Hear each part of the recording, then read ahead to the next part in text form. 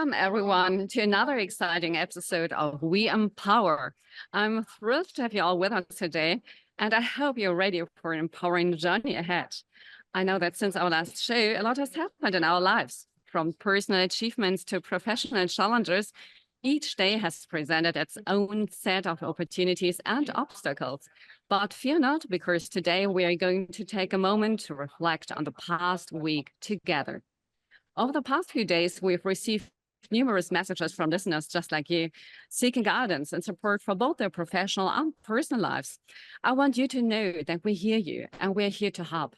Whether it's navigating the complexities of the workplace or finding balance in your everyday life, we're committed to providing you with the tools and resources you need to thrive. So sit back, relax, and get ready to be inspired. Together, we will tackle challenges, celebrate victories, and empower each other to reach new heights. Remember, you're not alone on this journey.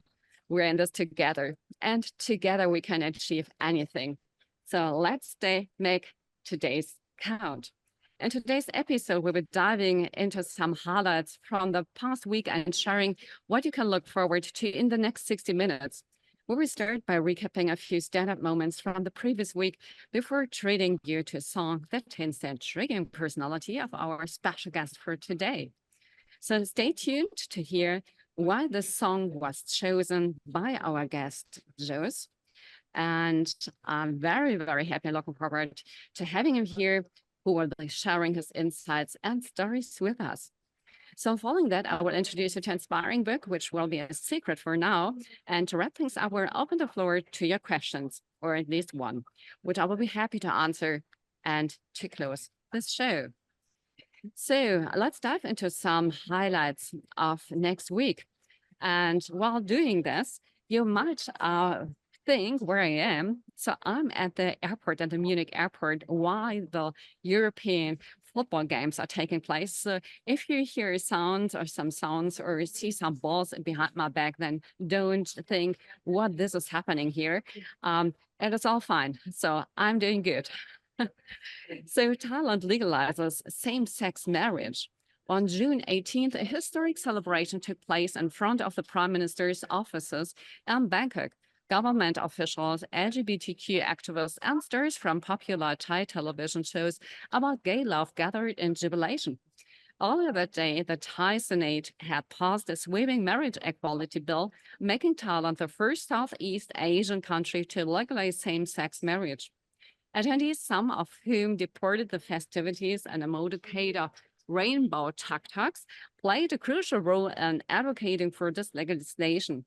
The new civil code will define marriage as a union between two persons rather than strictly between a man and a woman. Married LGBTQ couples will gain inheritance and adoption rights once the bill, accepted to be endorsed by the Thai king, becomes law in 120 days. This landmark decision comes at a time when other freedoms in Thailand are facing increasing restrictions. Putin strengthens ties with North Korea. Meanwhile, in global politics, Russian President Vladimir Putin visited North Korea, where he was welcomed with elaborate ceremonies before holding talks with Kim Jong-un. Strengthening their alliance amidst the ongoing war in Ukraine, the two leaders signed a mutual defense pact. North Korea has been supplying Russia with weapons, raising concerns in the West that Russia might be assisting North Korea's nuclear program in return. Following his visit to North Korea, Mr. Putin traveled to Vietnam, where he received full state visit honors.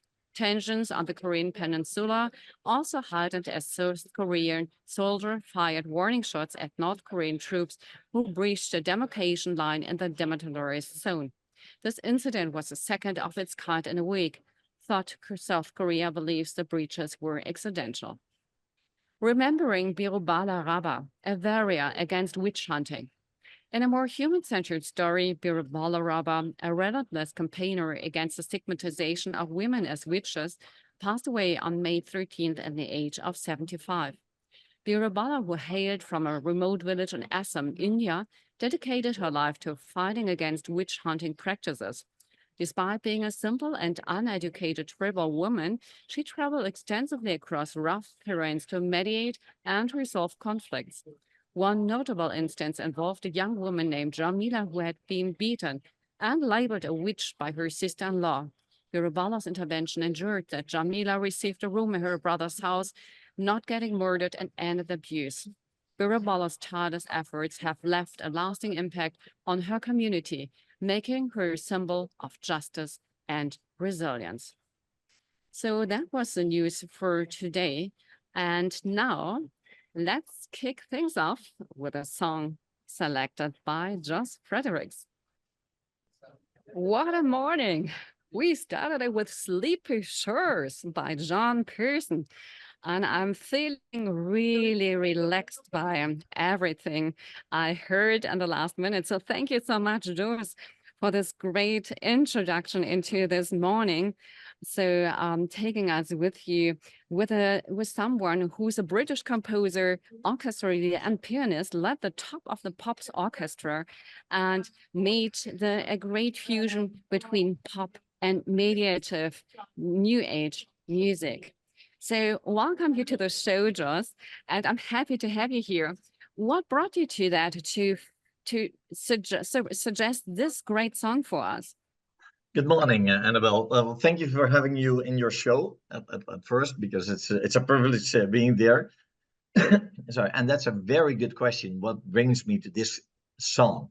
That goes way back in the past. I was born with asthma, and I did have that till 19 years old, and I couldn't get deep breaths and stuff like that. And at a certain moment when I was having my driver's license, I asked my mom for the car keys. I said, "Can I have the keys of the car, Mom? I want to have the drive. Shall I go with you?" I said, "No." I was asthmatic for about 3 weeks at that moment. And she said, "No, don't. You don't want me in the car?" I said, "I don't want you in the car. I just want to go by myself." "What are you going to do?" I said, "I don't know." But there was something in my mind, Annabelle. I had a feeling like, I'm fed up with my asthma. I want to get rid of that. I didn't know how, because I'm not a doctor, but somehow I had a feeling always when I was in the car with my dad that gave me a very relaxed feeling. It was really, really cool.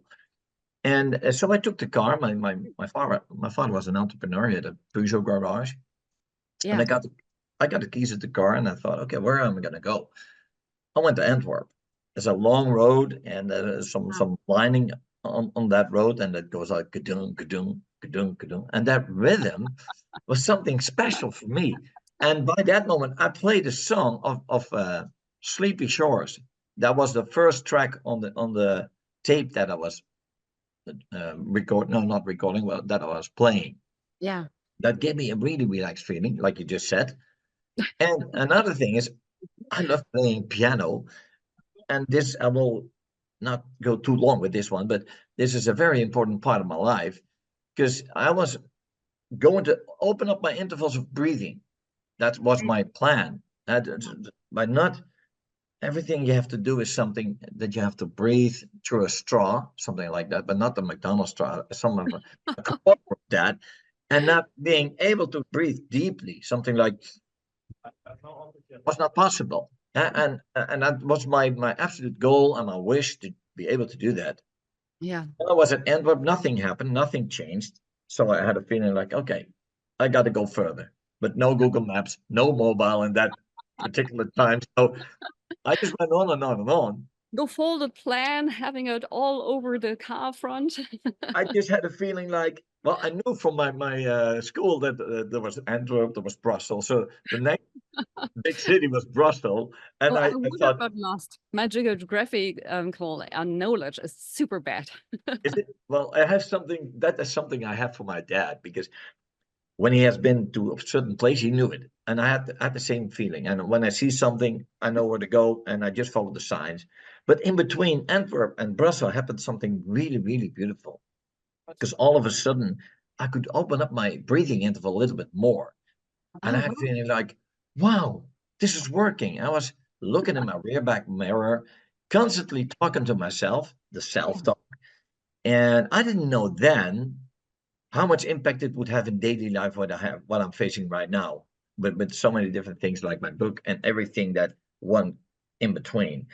Then I got to Brussels, and I had a feeling like, okay, this is a good way to go back. I don't know the rest of the city, so back to Eindhoven. And 3.5 hours later, I came back home. My mom was in all states. She said, "Where have you been?" And could have been having so many different things. I said, "Mom, relax, look at me. But she didn't see it, Annabelle. She was looking at me. She didn't see nothing. She was still very eager Alright. and very filled with emotions and stuff like that. I said, Mom, my asthma is about 80% gone. And then she looked at me, huh? So I went up the stairs and down. I couldn't do that when I left in the morning. And then she looked at me, what? Then it down into her. And since that day, I have never been asthmatic before. Wow. It went away, and it was 80% by that moment. And since that time, I have to knock on wood. But doctors were yeah, they have had a feeling like this is impossible, Josh. I said, I know that you tell me this and that I need to have some medicines. I'm not going to use any medicine anymore. And like I just said, I'm not a doctor, but I have one big belief, and that is that words do matter. So everything we use in a daily life, words, they can give you so much pressure or a relief, good Yeah. feelings, bad feelings, so much, and we use it all day. We use it every day, all day long. We use words. So that's where the start came from. Wow, what a great, great story. Thank you so much for getting us into your life that much. So now there is the official welcome already. So Jos, and so great to have you here. And it's now time to give a few words, introduction and welcoming about you Yeah, before we continue talking about you, your life, your inspirations. And I'm very, very happy, as I said, to have you here. And I think we could talk ages with each other, but I could talk also ages about you because I love what you're doing and it's impressive. I mean, you were born and raised in Brabant in the Netherlands, as you said already, in an entrepreneurial family. You started your career as a sales manager, which is always good because then you know how to deal with words and business services, and worked at a high level in some of the largest international companies. You quickly learned the value of good communication and also bad communication, and how to intelligent use of word can create positive outcomes and create words. You also discovered that you was a natural coach. I mean, there are people who have it and their blood, and it's like that, you know. And you're often asked by your colleagues for advice and guidance. So you helped developing the art of listening and curiosity of the way that people use words so carelessly when they talk. And you were forced to found your company because of that. And you started gain qualification in psychology and neurolinguistic programming to support that what you have in your natural blood already. So in 2005, you took this into VidaSense, which is an organization, a company, a consultancy company helping people to find the right words, but using also it in a bigger sense to form with communication, really good vibrations, company cultures, and so on. So you're a public speaker in addition to that, and an author. And I'm very much looking forward to having a new book in my hands to read it and give a review about that. So stay tuned for the next next radio shows, and one of these I will have your book read and ready to present it. So I'm very happy to have you here because you are a people lover. I mean, you're doing this not because you have to, but you're doing it because of heart matters. We have now just 2 minutes left before the conversion starts. Is there something you might want to describe? What is your mission and your vision to the world with this gift you have? good question. Thank you very much. My absolute belief and absolute goal in this case is that I want to make people aware about the words that they use on a daily basis. So the awareness is a very important thing, and also the power of questions. And not only just simple question, but proper questions that really go somewhere. And by the moment you use proper questions and a lot of questions, then you really get the answer. I mean, if you're asking questions and you have a couple of questions and you stop questioning, you go home with nothing, in my belief. So you really have to go deep into it and to have be genuine attention. I mean, people feel that. People see that when you're in a conversation. They really have a feeling like, oh yeah, he's really listening to me. Or, well, I said something. He didn't care. I see that and I feel that. So in my belief, it's something like we have to be more aware, more careful about the words that we speak towards each other. And that's my absolute mission, to be that, to bring it all over the planet, because we need that. A few very small questions before we have to make a break. Would you think that this could also avoid wars? Oh yeah, absolutely. I absolutely believe that that could avoid wars. Absolutely. But it depends on who is having the biggest ego. Yes, that's true. So please stay tuned because we had such an exciting exchange already, and you can look forward to getting some really great insights after the commercial break. So please stay tuned, and we continue our conversation in a couple of minutes. So let's continue with our great talk, Jos. And I mean, you shared so much intimate things with us, and I'm really touched by your story where you told us how you've learned how powerful communication is with your mother. And I can imagine that you loved your mother, that you had a deep connection to her, and on the other hand, you felt a little bit like poisoned maybe, prisoned maybe, not poisoned, prisoned maybe, that she was too narrow to her, keeping you too small, letting you too little room for space. Have she changed after you told her what you've learned, what she could do in another way of communication or not communicating at least? Yes, that's absolutely true. That's something I perceive. That's what I experienced throughout the years. And my mom was always very careful with me. So was my dad because of my asthma. And then you're vulnerable. I know that. But you can also sometimes yeah, be too cautious in this case. And then it's something like it chokes you, like you just mentioned. Yeah. In that area, I didn't know in that time how important words would be in the future for myself. And I discovered that throughout all the years and all the jobs that I had, and now that I got run my own company with psychology and everything what we do with the brain and with people. I mean, we see so many people every year, Yeah. and that there are so many important words. What a mom and a dad says to the kids, that's where it starts. And when I look back, my mom was absolutely great. I mean, I loved my mother very much. So did I have much love for my dad. I mean, my dad was somebody, what he saw with his eyes, he made with his hands. Was an incredible guy. Unfortunately, they both are not alive anymore. But I'm sorry. um, that's really sorry. But well, we had so beautiful years in the past. So I'm looking back with a very blessed feeling, and which I know because we see that on a daily basis that not every family is blessed with that. We know that. So there's always very harsh sometimes for people, but I was very happy with that.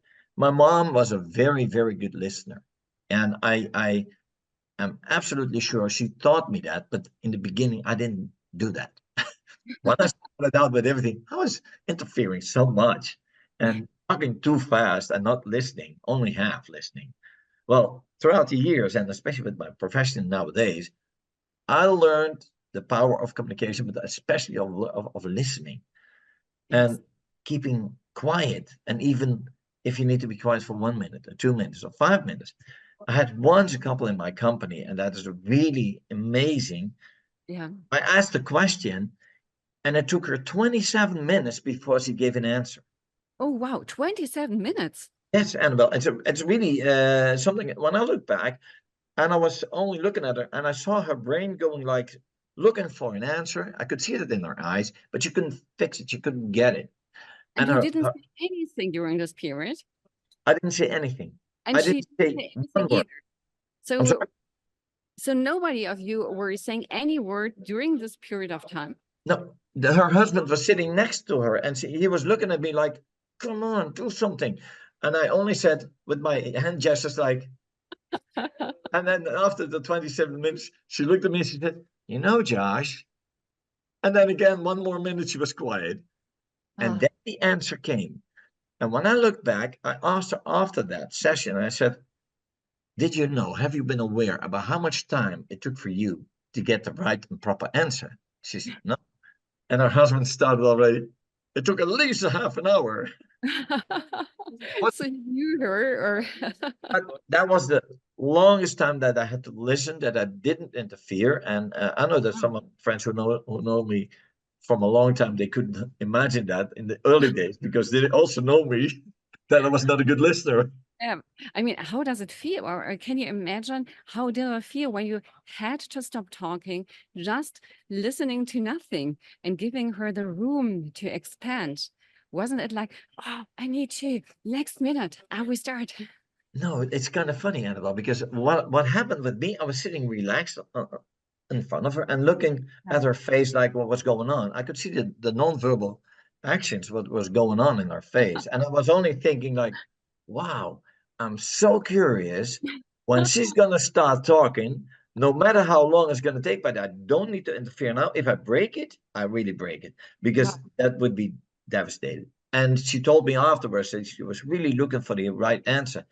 And that is something in daily life. If you have board meetings, if you're talking to your spouse, with your kids and stuff, I'm absolutely sure that we can improve on that field a lot. I think so too. Yes, we're like talking too much, which is egoistic motivated, but listening is something which is in need of being quiet and respectful, and taking the attention away from you, right? Um, I mean, you were saying, and I like that, that you pepper your your messages with humor. Um, Yes. and you know, I'm from Rhineland, and the people from Rhineland are different to the other Germans. They Uh-huh. are always positive. They like to make really bad jokes. They are laughing about themselves. So it could be that I'm start laughing and nobody else in the room is laughing, but in the end, minutes later, they start laughing. They don't know because of what, but they start laughing. So that's me. But I like to hear your humor, your kind of humor. And if you want to share a story, that would be great. Yes, of course. I love to share that. And I have so many different stories. I have to pick one. And I never forget that lady. She was coming to me and she was always having talking, well, she was talking negative, so to speak. Limited beliefs, limited thoughts, limited ideas, everything limited. And then what I tend to do when I'm in a conversation with somebody, I listen carefully about the language they speak, but also especially the words and in what order. And then I got my flip chart and I go to my flip chart directly. I write down every word at the same way she was just pronouncing it and just telling me. And then I look at it and then I look at her and I said, this is what you just said. Is that correct? And then she looks at me. Yeah, yeah. I said, okay, what does it do for you? Because this is what you use all day long. Do you like to use this in the future? I'm so happy that you do that. And then she looked at me. She said, what? I cannot change it. So I know you cannot change it. Imagine that you are able to change it. What will happen then? But I know in the beginning, people start talking into the limited ways of communication. Of course, otherwise it would not be in our company and we would not have that talk. But sometimes you have to exaggerate it so much to make it in the route of ridiculous. That it's going to sound so bad.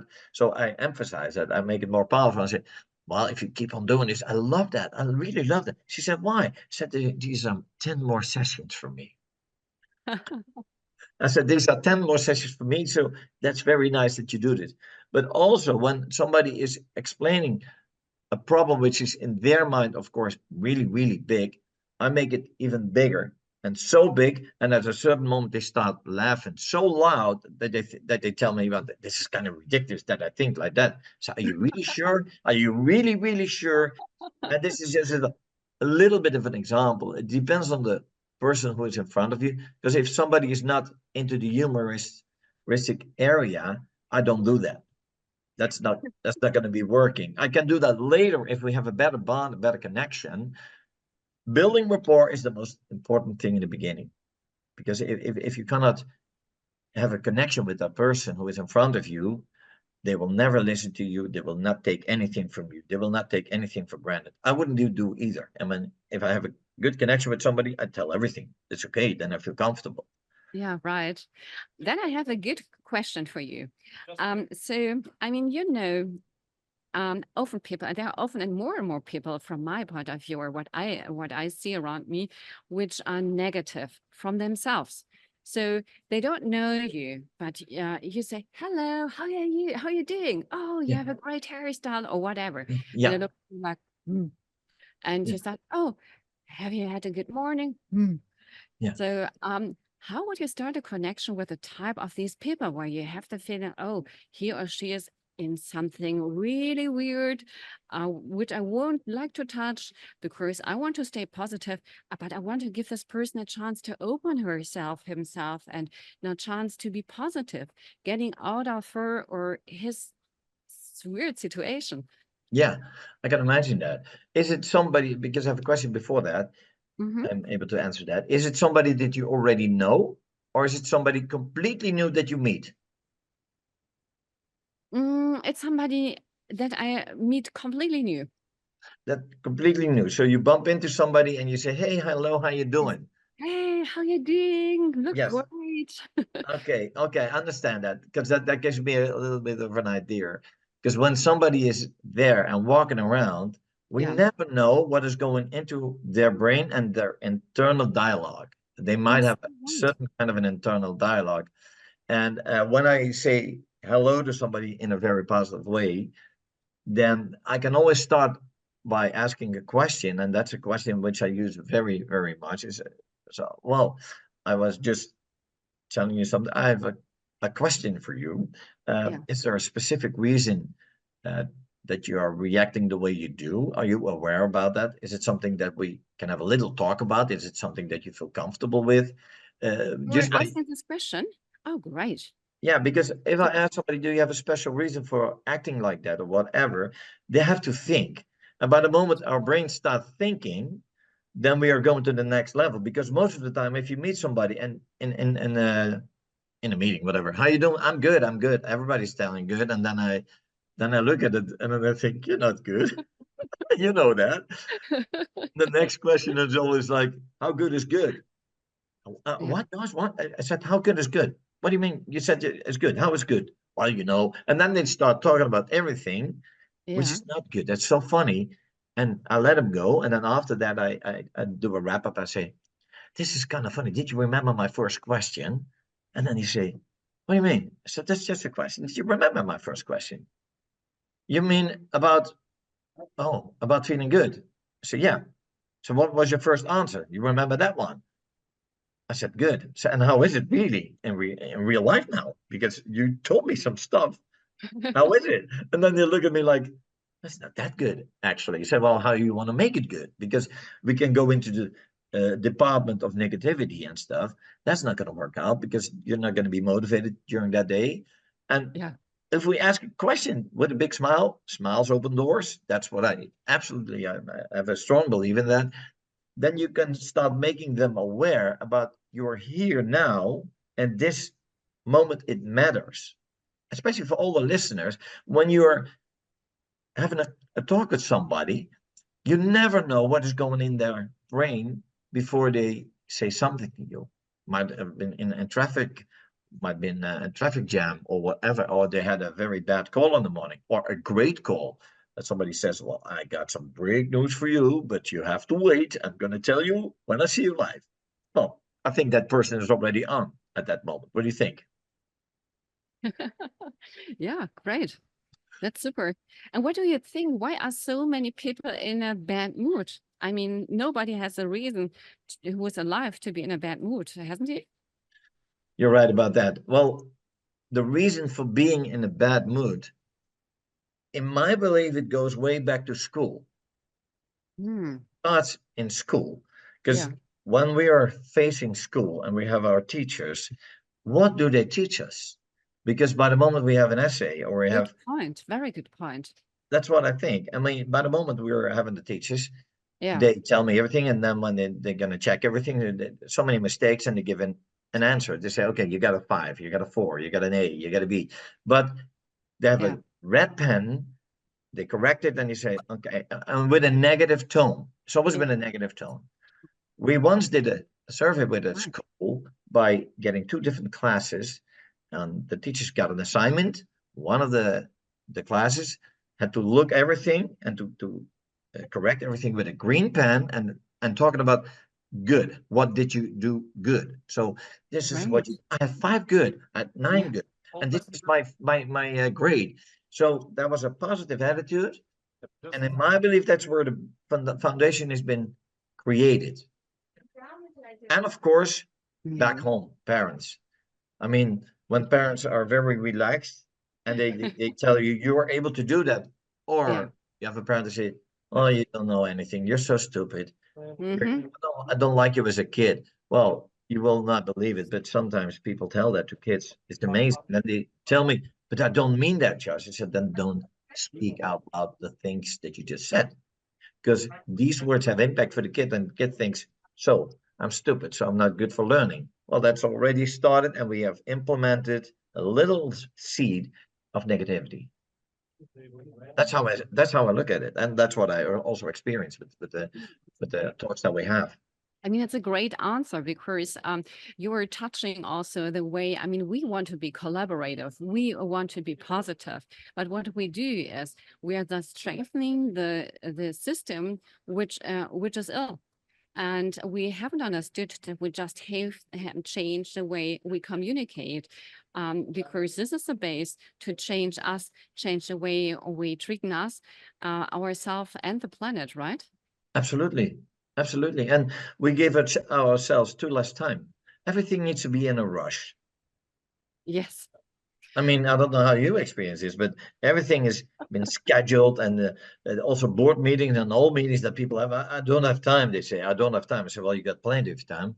You have a lousy way of using your time, probably." That's right, Jos. And I'm looking at the time and I'm really shocked because I thought we have started our conversation and I wanted to go deeper into it because I know that we have a lot to share. You have a lot to share, which I would like to discuss. And I marked so much of your citations, quotes, which I would like to discuss. Now we have just 2 minutes left, unfortunately.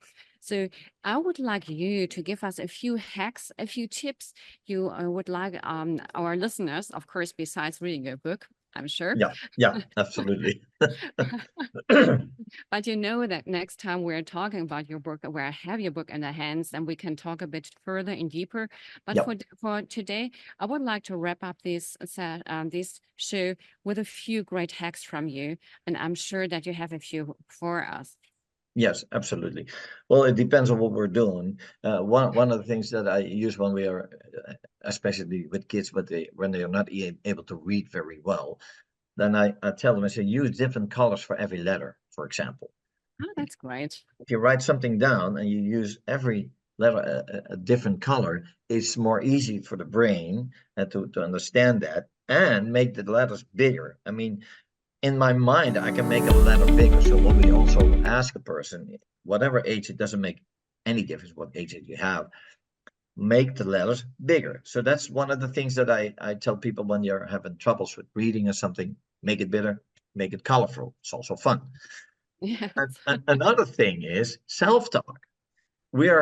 Everybody's almost having a mobile. I mean, I can't think of people, well, maybe some of them have, but when we are doing self-talk internally, that keeps people out of sleep and they want to go to bed and they think like, should I do it? No, I'm not. Yes, but not. A lot of buts. So they're blocking their brain by that moment. They're not able to sleep directly. I have so many talks with the people, and I say, record what you're talking out loud. Record it. Just record your self-talk. And then you look at me. Right. You do that? Right. Yeah, absolutely. And I told it last time when I was in London with the launch. I said, and use also the mirror. Mm. Everybody is using a mirror back home. And how do you start your day? Are you friendly in the mirror? Or are you Mm-hmm. looking at everything like, oh my God, I look like a Who's mess? that? Who is that? That's not me. Oh my God. And that you have a feeling, and that imagine how the day will start for that person. Instead of going out of bed and I jump into the bathroom and I look at it and say, well, good man, you woke up again. You can participate in this daily life. How cool is that? Because tomorrow is promised to no one. So stand up, look at yourself in the mirror and give yourself very beautiful talks. Give good language to yourself.